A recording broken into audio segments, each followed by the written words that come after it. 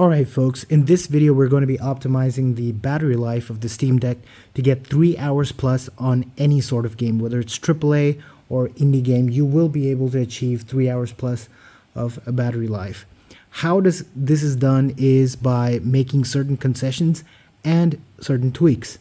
So first we have to get a little bit of the basics down.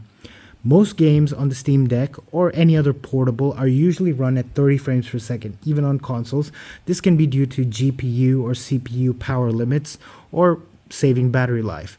Now, even at 30 frames per second, the amount of pixels your GPU pushes determines how much power your device has at the end of the day. So the more pixels you push, the more harder your GPU is working, and thus it strains your battery life.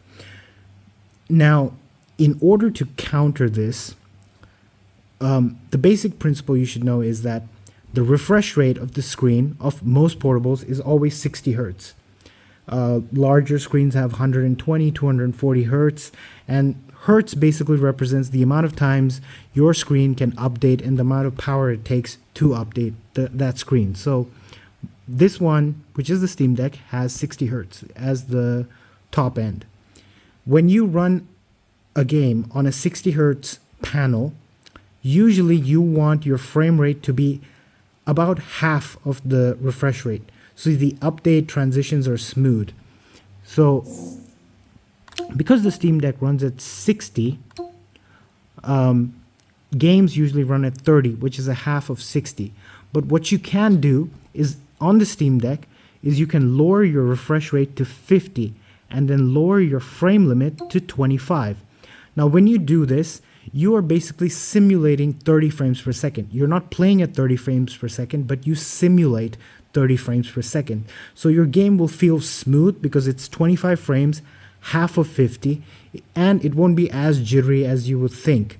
Now, some people may notice a slight bit of jitter if they are sensitive to frames, but for the most part, games would feel as if you're running at 30 frames per second because your refresh rate is 50 and your frame limit is 25, which is half of 50. Now, the other setting that you want to work with is, I'm going to give you an example over here, is lower your resolution while using FSR. So the Steam Deck has a thing called FSR, which is basically upscaling a lower resolution to the native resolution. So the Steam Deck runs at 1280 by 800, and if you run a game at a lower resolution, you use less power while using the FSR, which makes it look like you're running at native resolution. Your game will look just as smart, just as sharp, and just as clear as if it was on native res. So for that, you need to enable FSR. You need to increase the sharpness as much as you want. I keep it at 5, but you might want to lower it or up it, depending on your taste. So once you have set your refresh rate, your frame limit, and you've set your FSR, there's one more step. Now, most games, they don't allow you to change resolutions in game. They get locked at native res.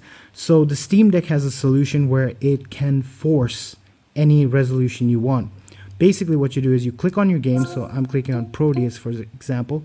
You go at the settings cog and you go to properties, and when you're at properties under general, you will see game resolutions. So over here it gives you a bunch of resolutions, and what you do is you got to maintain the aspect ratio. So I would say go 800 into 500, and you click on this which says set resolution for internal and external display. So once you have done this, you can just go back to your game. So for example, here I'm running Gears of War at the same settings. Let me just resume the game. 1 second.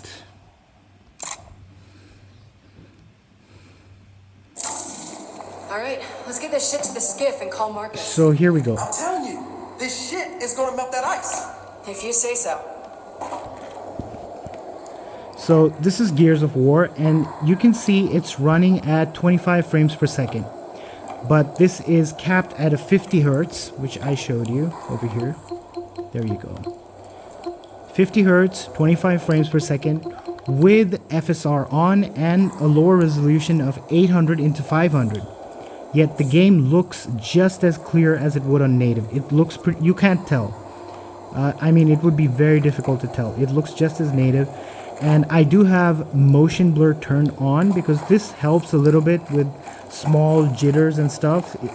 And this is a very good compromise when you are on the go because you get great battery life. Now I'm going to show you the kind of battery life it shows. It's an estimate over here. Let me bring that closer. As you can see, the GPU right now is using 2.5 watts and the CPU is using 1.1 watt.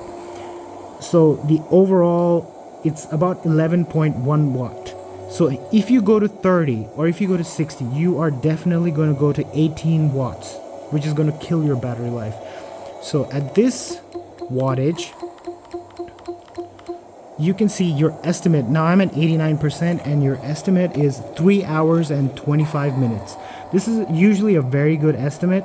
It actually does go higher and higher than this, the battery life, because it depends on the kind of scenes that are going on. So let me just cut this out. There we go. I'm sorry if the screen looks a bit blue. That is not the case here, but well, that's what it is. So on your screen, which is probably 60 hertz, this might look jittery, but if you try it on the Steam Deck, it runs perfectly. It's just like running at 30 FPS. You might notice a little bit of jitter, but personally, I can run this game just fine. And I can play for 3 hours plus, which is great. Now, this is a compromise you'd want to use on the mobile platform. Anything like if you have an Aya Neo, if you have a GPT Win 4, as long as they support the ability to go down to 50 hertz on your refresh rate, you can cap your frame at 25 frames per second and get pretty decent battery life. You don't have to suffer through 1 hour of battery life or 2 hours. You can get 3 hours plus. Now, some people might not agree with this method. They might say, I do need 30 FPS. Try it out. You know, if you still notice that you can't play a game, then okay, you can raise it up. You can go to 28, 27. You don't exactly need 30 FPS for most games. And if you have the right setting, like 50 hertz, 25 frames, you should be good to go. You should be able to simulate 30 frames per second. So this is the way I play. It might be suitable for you. You can you can try it out. Try it out in a couple of games. Try it out with the frame rate counter turned off and see if it makes a difference. If you can actually game in a portable way, that's good enough. 3 hours is a big deal. All right. So as always, if you like the video, go ahead and like it. If you dislike it, go ahead and dislike it. But thank you for watching.